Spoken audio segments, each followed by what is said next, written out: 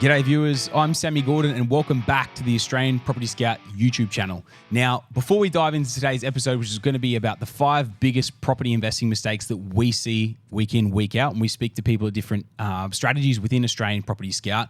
If you haven't hit the subscribe button yet and you're enjoying these episodes and enjoying all the different lessons that we're sort of putting out there as well, make sure you hit the subscribe button so you see everything that we put out there and comes through, so you get all the content and can keep yourself up to date with everything APS. Now, guys, diving into the 5 biggest property investing mistakes that we see out there in the marketplace with people coming back through to us and then starting to build their portfolios. The biggest investing mistakes that we see, 5 key ones, I'm going to run through them here right now with you guys. The biggest one we see is people not going in with a clear game plan or strategy. So even if they might get a few properties into the portfolio, or even if they're just starting out, if people don't have a clear game plan or strategy of what they're chasing, they're kind of just shooting from the hip. And all the other mistakes that kind of have come in after that we're about to talk about here, they really all flow into and just really stem from the idea of not having a clear strategy when they're getting started.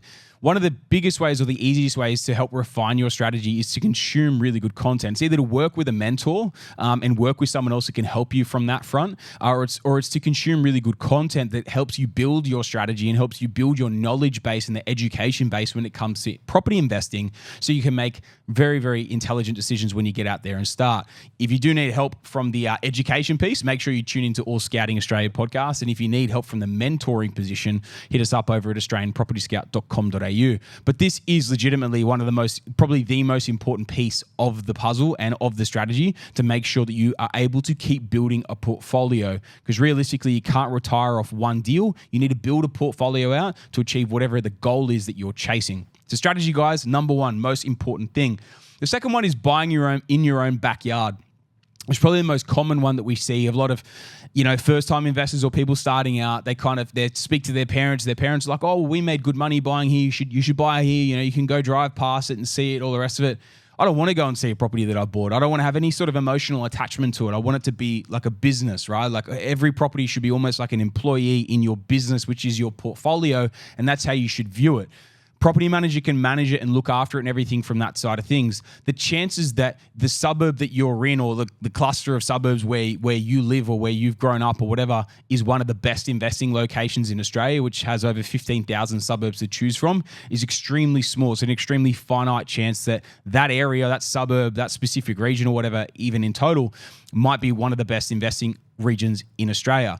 What you'd be better off doing is, whether you're living at home, you're rent vesting, you've got your own primary residence, whatever it is, you'd be better off finding where is the best place to invest in Australia and go and put your dollars there. Don't worry about trying to see it and view it, all the rest of it. Get a recommendation or find yourself a really good property manager. They're going to look after it better than you would have been able to anyway, and it is a very small annual cost. You pay it weekly, it comes out of your rent, but it's a very small cost and something that you can write off as you go through as well, building out the portfolio. So point number 2, guys, don't buy in your own backyard. Go out there, do the research, or get someone to help you with that research piece to go and help you buy somewhere else, and go buy in the best location for your specific strategy, whether it's growth or cash flow, whatever it is you're chasing. Go buy the right property in the right location.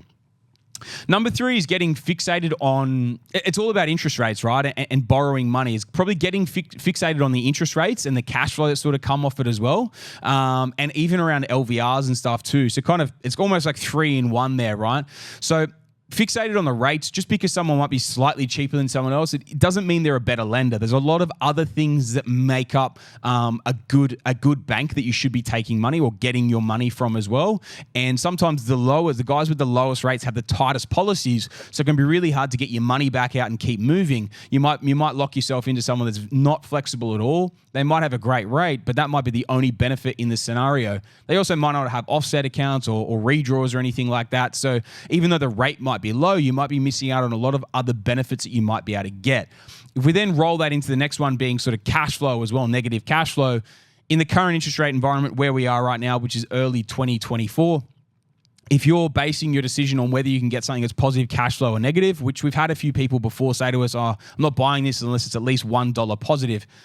If something's $1 positive or $1,000, $2,000 a year negative, in reality, if that property, if you can make $20,000 on the way in and then it has 10% growth, maybe it goes up 40, 50 grand in a year, plus the 20 grand and you made the way in, even just the growth alone, 40 to 50 grand a year in growth, for the cost of whether it's $1,000, $2,000, $5,000 a year in negative cash flow. In that scenario, if it's 5 grand a year negative, but you make $50,000 a year in capital growth, you've 10x your money. So make sure you don't look at the small thing being that negative cash flow and really take into account what the property is going in the portfolio for and what you're trying to get out of as well. The other thing is spending your entire borrowing capacity. So what we see a lot of people do, especially with their first deal, is they get approved for $800,000 or something and they go out and they buy an investment property for 800 grand and then they completely cap themselves out and the journey is over. The yield's almost always very low on it as well, which means, it's bleeding them from a cash flow perspective. Also, like the previous point, saying that might be 2, 3, 5 grand a year negative is one thing,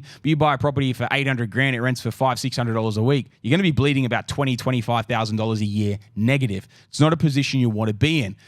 What you need to do, and again, this comes all the way back to the first point of having a clear game plan, a clear strategy. You need to figure out you need to take everything into equation with that. So what sort of income earner are you? Are you a low, middle, high income earner? How much capital do you have to start? And then work the strategy off the back of that. But you would never recommend, especially from an investment perspective, to go out and to buy to your maximum borrowing capacity. If your maximum borrowing capacity is $300,000, $400,000, $500,000, that might be the only thing you can do is buy one deal at that, and that's all right. But when we start talking about, $800,000, $1 million, all that sort of scenario, you don't want to be putting that entire amount into a property if you're a lower or middle income earner, because you're going to struggle to hold it and actually hold that property for the long term to give you the result that you're trying to do out of that deal.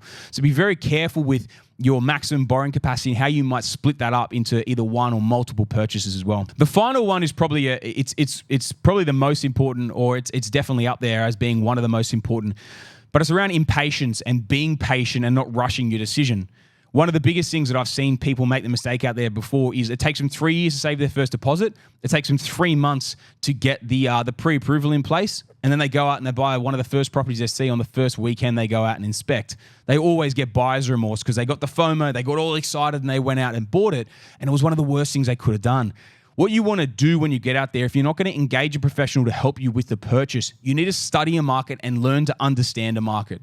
Once you've learned and you've understood that market, you will be able to figure out where good market value is, what are the rents, and then what actually presents good market value when a deal comes along. It takes a while to learn and to be very good at this thing. So don't rush your purchase. Don't be impatient. Take your time if you're going to do it yourself, and make sure you're pulling the trigger on the correct investment out there and not making a rushed mistake. That's pretty much the recap, or that's the round out of everything to do with the 5 top mistakes that I'm seeing out there in the marketplace these days. One of the big things that I probably just round out and cap off with this as well, guys, is if you don't have the time to do the proper research yourself, engage a professional. Whether it's APS or someone else, engage a professional if you don't have the time to do the proper research. If you do have the time to do the proper research, follow someone that aligns with the strategy that you want to implement. So if you're a lower income earner and you're wanting to target, below market value, make a discount, do a renovation, to have a little gain there, and then a rental boost, all that sort of thing, high yields, follow someone who talks a lot about this sort of stuff and who can help you with the content around this, and consume as much content as you can. If you're going to go it alone, consume as much content as you can, become as educated as you can so you don't go out there and make decisions. Be patient, guys. Buyer's remorse is real. If you make an incorrect purchase, first deal is the most important one out of the whole portfolio. And if it's the first purchase after a primary residence, same thing. Super, super important. Take your time, guys, and make a great decision. Good luck with your investing.